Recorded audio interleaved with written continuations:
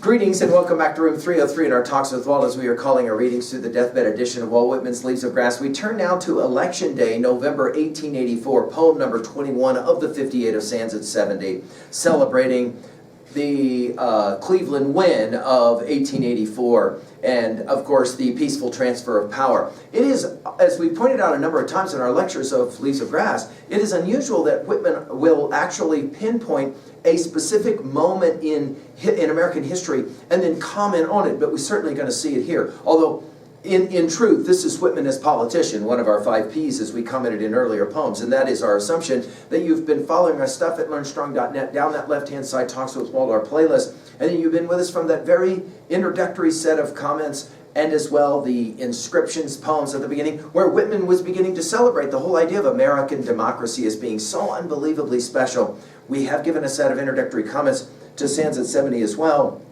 and we just did the Navasink cluster of 8 poems. Now our Nortons, as we turn to this one, will tell us some information of use. Under the title, If I Should Need to Name a Western World, obviously the opening lines of the poem. This poem was first published in the Philadelphia Press, October 26, 1884. The opposing candidates in the 84 were, of course, Blaine and Cleveland. Blaine suffering defeat after the defection of Roscoe Conklin. And now for a quote from Whitman. There is, quote, "There is no question at issue of any importance," Whitman wrote, "the issues happen to be the tariff and the Chinese exclusion. But," he went on, "I like well the fact of all these national elections, have written a little poem about it," end quote. Now, I find this poem remarkable because the argument that he will make, drawing, I believe, all the way back to Virgil's Aeneid, and especially Aeneid 6, when Anchises will tell his son Aeneas,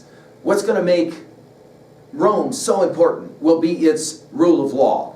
And I think Whitman is borrowing from some of that, channeling some of that, as he plays the game now of making the argument that it isn't America's geography and by extension its resources and even by extension then its financial power that will make it such an amazing place. Rather, it will be that every 4 years we're able to turn around and play the game of elections and then the peaceful transfer of power. It is a remarkable thing, and I think, as I've said to you guys before, if you're not patriotic, it's not your fault. It's people like, from my generation's fault, because we haven't given you good enough reason to really be patriotic. And one of the reasons I think to be patriotic about America is that for all of these elections, and of course we've had some craziness that has happened often around elections, but for all these elections, we've usually found a way for the peaceful transfer of power, and to that degree, Whitman is going to remind us how important it is. Watch the construction, "If I should need to name a Western world, your powerfulest scene and show." By the way, powerfulest is only used one time in all Leaves of Grass, it's here. "'Twould not be," so notice he asks, "if I had to name one thing that makes America unique, special, in some powerful way, it would not be," and now he's just going to start to list, as we've seen in this cataloging approach, all the different parts of America, all the different things about America.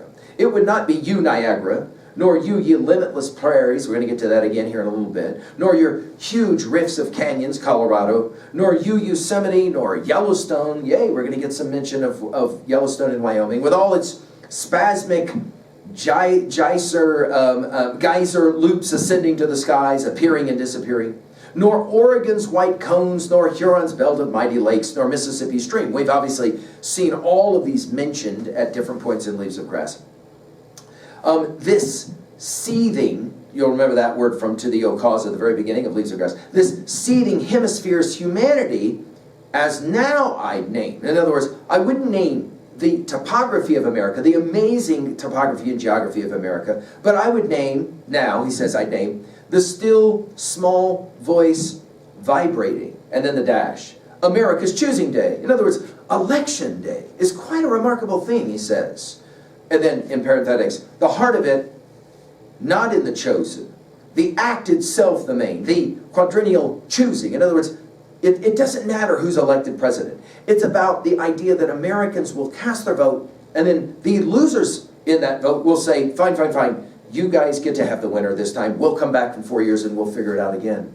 And then he calls it the stretch of North and South aroused, seaboard and inland, Texas to Maine, the prairie states, we're back to it from earlier, Vermont, Virginia, California, notice is 3. The final ballot shower from east to west, the paradox and conflict.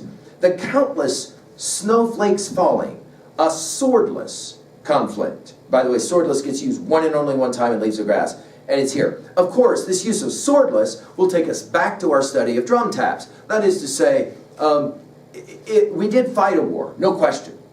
But after the war, we were able to have elections. And here we are in '84, having another election, of which, of course, Cleveland will be victorious. A swordless conflict, yet more than all Rome's wars of old or modern Napoleon's. And again, this idea of modern comes to mind. The peaceful choice of all, or good, or ill humanity. Now, I love the idea that he mentions two. He mentions the old, Rome. Again, I think we're back to Virgil's Aeneid 6, especially. And then he mentions Napoleon, which obviously for his day and time would be the counterexample of what it looks like when democracies fail and when, of course, somebody like Napoleon takes over. He says, or good or ill humanity, welcoming the darker odds. In other words, and I want you guys to kind of hear what Whitman is arguing here. Every election cycle is kind of a gamble. It's like playing around with the potential darker odds. In other words, things could go terribly wrong. The dross, and then notice the colon, and then the dash. Foams and ferments the wine. In other words, what is it that makes great wine? It's interesting that he would go to alcohol, he'd go to wine here. It serves to purify. In other words, this is what makes America great, really.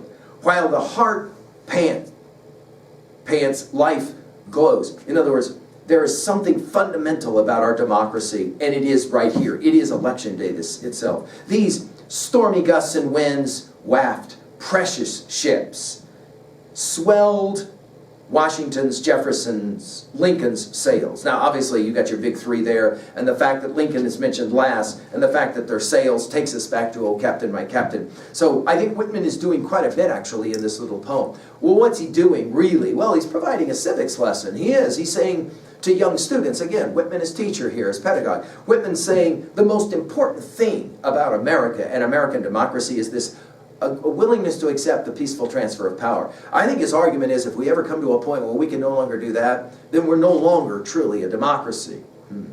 At 2b, again, notice the construction. If I should, not, as now, that is to say, the election itself.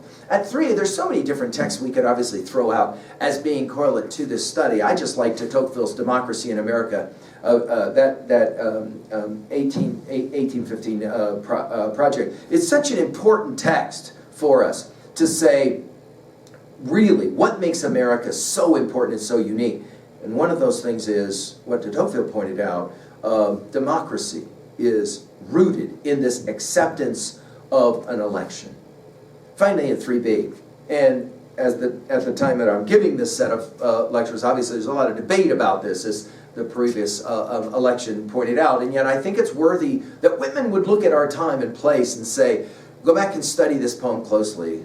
Do you agree that this is what makes America the most important democracy in the history of democracies? Our willingness to accept the peaceful transfer of power. And do you believe that it will always be so and always be true? Obviously, one of the reasons we study Leaves of Grass is to say, yeah, reading Leaves of Grass will help that to happen. Thank you.